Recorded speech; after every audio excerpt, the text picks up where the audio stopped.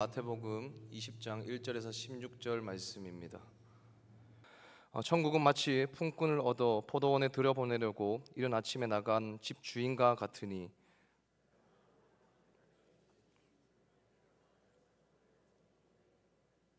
또 제3시에 나가보니 장터에 놀고 서 있는 사람들이 또 있는지라.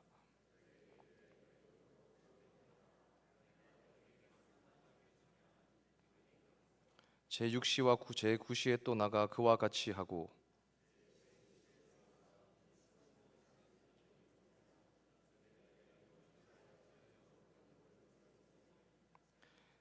이르되 우리를 품꾼으로 쓰는 이가 없음이니이다. 이르되 너희도 포도원에 들어가라 하니라.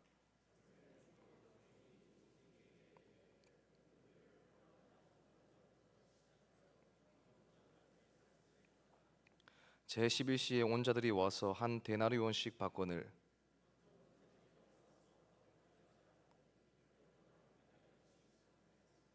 받은 후 집 주인을 원망하여 이르되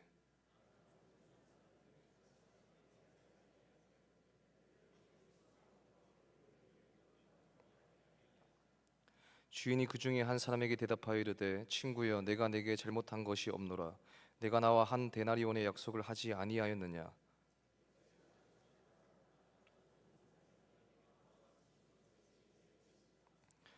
내 것을 가지고 내 뜻대로 할 것이 아니냐. 내가 선함으로 내가 악하게 보느냐. 이와 같이 나중된 자로서 먼저 되고 먼저 된 자로서 나중되리라. 아멘. 네, 사복음서를 보면 예수님은 하나님 나라인 천국에 대해서 이 비유를 통하여 말씀을 많이 하십니다. 오늘 우리가 함께 읽은 본문을 보면 세상 나라의 원리와 대조되는 천국의 원리를 보여주는 이 포도원 품꾼의 비유를 통해서 하나님의 일꾼으로 부름받은 우리가 이 세상에서 어떻게 살아가야 할 것인가를 가르쳐 주고 있습니다. 하나님은 그분의 나라에 일꾼들을 초청하십니다. 우리 본문 1절 말씀 다시 한번 우리 읽겠습니다. 우리 함께 읽겠습니다. 시작. 천국은 마치 품꾼을 얻어 포도원에 들여보내려고 이른 아침에 나간 집주인과 같으니. 예수님은 천국에 대한 비유를 많이 하셨습니다. 예수님의 비유에는 오늘 포도원과 품꾼 그리고 집주인이 등장합니다. 예수님의 비유에서는 포도원을 이스라엘이 아닌 하나님의 나라로 이해할 수 있습니다. 그리고 집주인은 포도원의 열매를 추수하시는 하나님이십니다. 이때 집주인이 포도원의 일꾼으로 부르는 품꾼은 구원받은 하나님의 자녀로 비유할 수 있습니다. 오늘 이것을 생각하면서 오늘 말씀을 이해해야 합니다. 주인은 품꾼들과 이 품삯을 한 데나리온으로 약속합니다. 이 한 데나리온의 가치는 지금 정규직 월급 정도 됩니다. 그리고 그 당시 하루 노동 시간은 대략 오전 6시부터 오후 6시까지였습니다. 이 12시간을 이제 3시간씩 4번으로 나누어 노동에 임했습니다. 그래서 집주인은 노동이 시작되는 이른 아침 곧 오전 6시에 장터로 나아가서 품꾼들을 구했습니다. 밭일이 생각하는 것보다 더디게 느껴졌던 것인지 아니면 이 장터의 인력들이 그냥 쉬고 있는 것이 안타까웠던 것인지 그 이유에 관하여는 밝히지 않고 있지만 집주인은 제3시 곧 오전 9시가 되자 다시 장터로 나아가 놀고 서 있는 사람들에게 다가갑니다. 우리가 들고 있는 이 개역 개정 성경은 놀고 서 있는 사람들이라고 번역을 하고 있지만 헬라어 원어를 보면 할 일이 없어서 서 있는 사람들이라고 번역을 합니다. 일을 하고 싶었지만 고용하는 자가 없어서 그들은 우두커니 장터 가운데 서 있을 수밖에 없었습니다. 그들을 이제 향해서 일을 청하는 집주인은 그 품삯에 대하여 구체적으로 언급하지 않고 다시 본문 4절을 보면 상당하게라고 표현합니다. 이 상당하게라는 표현이 좀 애매하지만 헬라어 원어를 보면 공정한 품삯이라고 표현합니다. 사람을 구하는 직장에서 일하는 시간은 언급했지만 급여는 해사 내규라고 기록하는 것과 같이 이 애매한 급여에 관한 언급이었지만 일을 하고 싶어서 장터조차 떠날 수 없었던 그들에게는 이 품삯이 얼마인가는 중요하지 않았고 품삯의 흥정을 뒤로 한 채 한 걸음에 이 포도원으로 가서 일을 했습니다. 그런데 집주인의 추가 구인은 여기서 끝나지 않았습니다.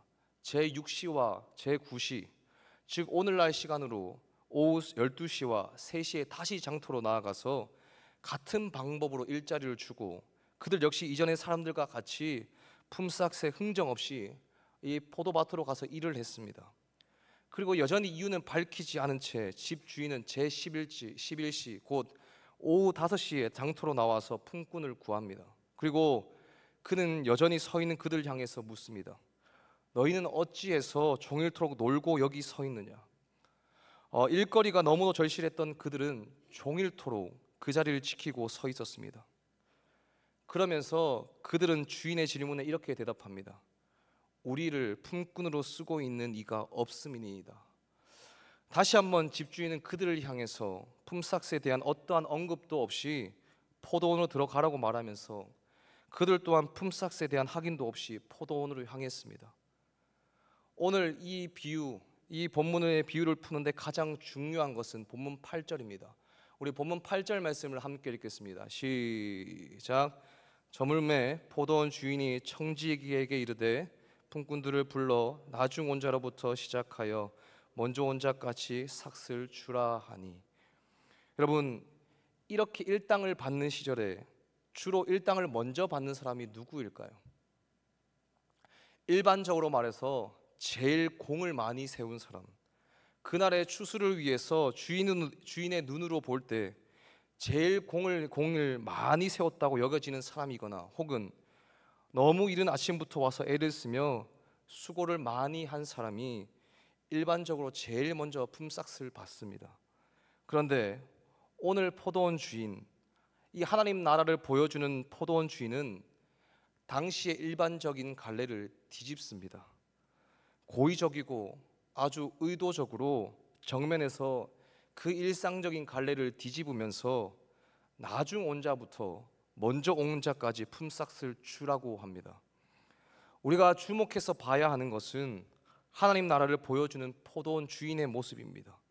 이 포도원 주인은 이 세상의 일반적인 갈래를 따라 어떤 일을 하지 않고 세상의 갈래를 정면으로 뒤집습니다. 먼저 와서 공을 많이 세운 사람들이 품삯을 먼저 받는 것이 아주 일반적인데 주인은 나중 온 자에게 먼저, 나중 온 자로부터 먼저 온 자에게 이르기까지 고의적이고 의도적으로 순서를 뒤집었습니다. 더 충격적인 것은 품삯을 얼마나 주었는가 하는 겁니다. 얼마를 줬습니까? 9절 말씀을 보면 제11시에 온 자들이 와서 한 데나리온씩 받거늘. 지금 포도원의 품꾼들은 일을 한 시간들이 다 다릅니다. 이른 아침에 온 일꾼이 있고 오전 9시에 그리고 12시에 오후 3시에 오후 5시에 다 다른 시간에 왔습니다. 온 시간이 다 다른데 너무 놀랍게 주인은 제일 마지막에 와서 1시간밖에 일하지 아니한 그 일꾼에게 한 데나리온을 줬습니다. 하루 정규직 노동자들이 받는 품삯을 1시간밖에 일하지 않는 자에게 준 것이죠. 그러니까 너무 당연하게 본문 10절 말씀을 보면 먼저 온 자들이 와서 더 받을 줄 알았더니, 당연한 거죠. 먼저 와서 일도 더 오래 했으니까 더 많이 받을 줄 알았던 게 당연합니다. 그런데 놀랍게도 주인은 일한 시간이 다 다르지만 모든 자들에게 똑같이 한 데나리온씩 줍니다. 그랬더니 먼저 온 자들이 어떻게 합니까? 우리 본문 11절, 우리 12절 말씀 함께 읽겠습니다. 시작. 받은 후 집주인을 원망하여 이르되 나중 온 이 사람들은 1시간밖에 일하지 아니하였거늘 그들을 종일 수고하며 더위를 견딘 우리와 같게 하였나이다. 여러분이나 제가 제일 잘하는 것 뭡니까? 불평하고 원망하는 거. 어떻게 불평하고 원망합니까? 아니, 나중에 온 사람들은 1시간밖에 일하지 않았는데 종일 수고한 우리와 왜 품삯이 같습니까? 그렇게 지금 불평하고 원망하는 겁니다. 하나님 나라를 보여주는 이 비유에서 하나님 나라를 보여주시는 포도원 주인이 이렇게 불평하는 일꾼들에게 뭐라고 하는지 한번 보겠습니다. 우리 본문 13절에서 15절까지의 말씀도 우리 함께 읽겠습니다. 시작. 주인이 그 중에 한 사람에게 대답하여 이르되 친구여 내가 내게 잘못한 것이 없노라. 내가 나와 한 데나리온의 약속을 하지 아니하였느냐. 내 것이나 가지고 가라. 나중 온 이 사람에게 너와 같이 주는 것이 내 뜻이니라. 내 것을 가지고 내 뜻대로 할 것이 아니냐. 내가 선함으로 내가 악하게 보느냐. 13절부터 15절까지의 말씀을 쭉 읽고 나니까 느낌이 어떻습니까? 아니 내 것을 가지고 내 마음대로 하는데 네가 무슨 상관이냐 하는 그런 느낌 들지 않습니까? 그런 느낌이 들어야 정상적이고 지금 바로 따라오고 계신 겁니다. 이 말씀을 읽으면서 낯설고 불편하지 않습니까? 선뜻 잘 받아들여지지 않는 부분이 아닙니까? 그런데 저는 이것이 비유의 핵심이라고 생각합니다. 왜 그럴까요? 바로 하나님 나라를 보여주고 있기 때문이죠. 즉 하나님 나라가 여러분과 제게 익숙한 어떤 개념과는 다르다는 겁니다. 여러분과 제게 익숙한 것은 무엇입니까? 일을 많이 하면 그만큼의 보수를 받는 것이죠. 그것이 정말 당연한 것인데 하나님은 이 하나님의 나라를 우리에게 보여주는 이 주인은 놀랍게도 먼저 온 사람이 아닌 나중 온 사람에게 먼저 품삯을 주고 나중 온 사람에게 일한 시간이 다 다른데도 나중 온 사람과 먼저 온 사람에게 똑같이 품삯을 한 데나리온씩 줍니다. 우리가 익숙해져 있는 그런 질서와 우리가 익숙해져 있는 가치를 약간은 낯설고 불편하게 만드는 이 주인의 행동과 이 행함 안에는 하나님 나라의 속성, 우리가 익숙하게 몸담아 살아가는 세상과 다른 하나님의 나라의 그 속성이 묻어 있기 때문에 불편하고 익숙하지 않은 낯섦이 우리에게 있는 겁니다. 그게 뭡니까? 그게 오늘 이 비유의 교훈의 핵심이죠. 여러분 지금 일꾼들이 원망하며 불평하고 있습니다. 그런데 불평하는 일꾼들 중에 받아야 할 정당한 몫을 받지 못하는 그런 일꾼들이 있습니까? 없습니까? 없죠. 적어도 모든 일꾼들이 받아야 할 이상으로 대부분의 사람들이 정당한 몫보다 많은 것을 받았습니다. 그런데 지금 불평하고 있는 겁니다. 그 낯섦과 익숙하지 않음 때문에 많은 사람들이 불평하고 있지만 사실은 그 낯섦과 불평하게 만드는 제목은 하나님 나라의 속성을 그대로 보여주고 있는 겁니다. 그게 뭡니까? 로마서 5장을 보면 여러분과 제가 예수님을 인격적으로 만나서 거듭나기 전과 거듭난 후에 우리가 사는 이 세상의 전혀 다른 질서, 우리가 거듭나서 새 사람이 되기 전에 우리가 살았던 질서와 거듭나서 예수 안에서 새로운 질서를 이렇게 대조합니다. 우리 로마서 5장 21절 말씀을 우리 함께 읽겠습니다. 시작. 이는 제가 사망에서 왕노릇한 것 같이 은혜도 또한 의로 말미암아 왕노릇하여 우리 주 예수 그리스도로 말미암아 영생에 이르게 하려 함이라. 여러분과 제가 거듭나기 전에, 우리가 예수님을 인격적으로 만나기 전에 우리가 살았던 우리 세상의 삶의 방식은 죄가 사망 안에서 왕노릇하던 질서였습니다.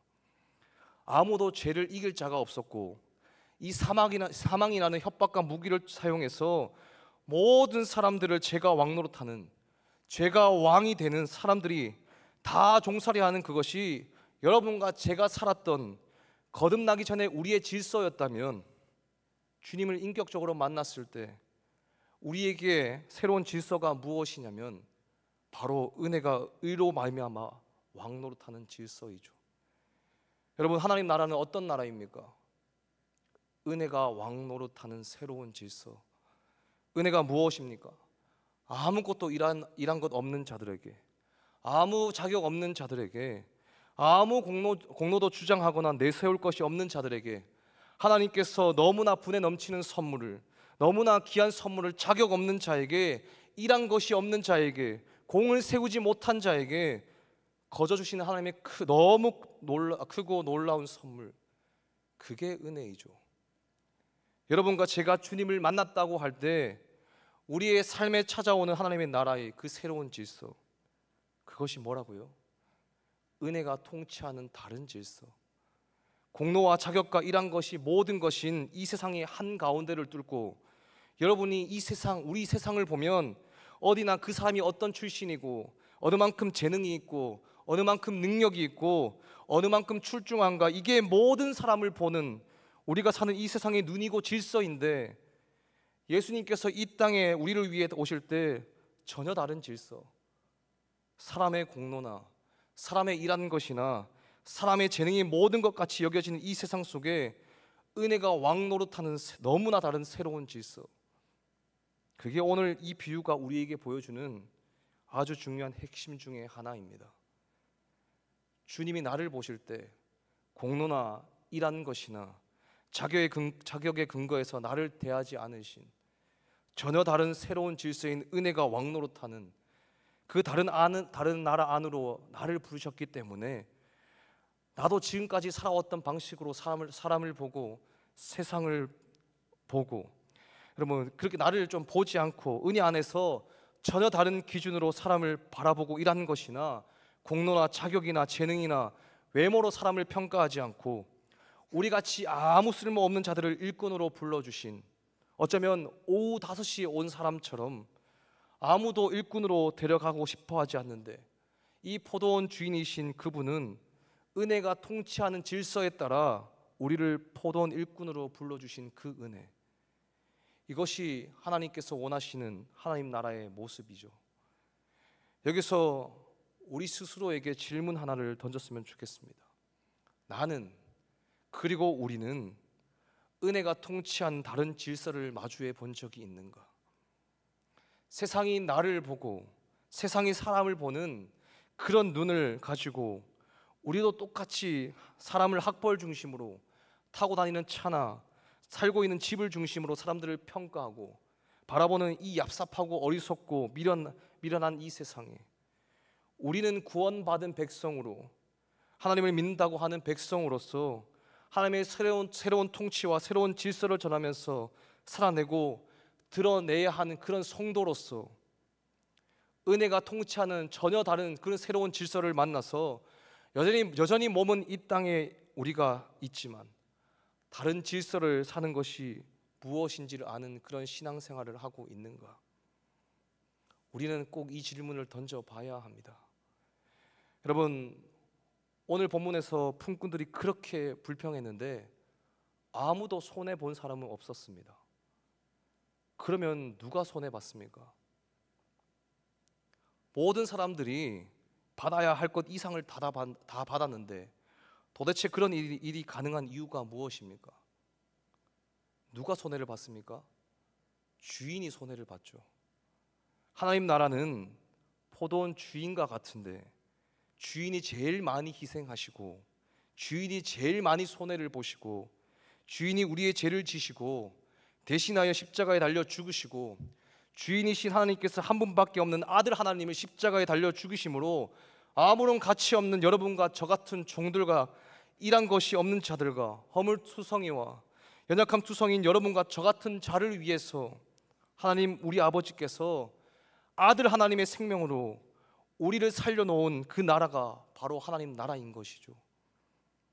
일한 것이 없는 여러분과 제가 그렇게 많이 일한 사람에게나 합당한 그런 품삯을 받기 위해서 아들 하나님이 생명도 아까워하지 않고 가장 많은 희생과 그 대가의 지불을 주인이 하시고, 아들 하나님이 돌아가심으로 우리같이 자격이 없는 자들이 우리에게 전혀 합당하지 않는 은혜라는 너무나 큰 선물을 자격 없는 우리가 누리는 그 나라가 바로 하나님의 나라의 특징입니다. 그렇기 때문에 본문 마지막 절 16절이 이렇게 말씀합니다. 우리 본문 16절 말씀 함께 읽겠습니다. 시작.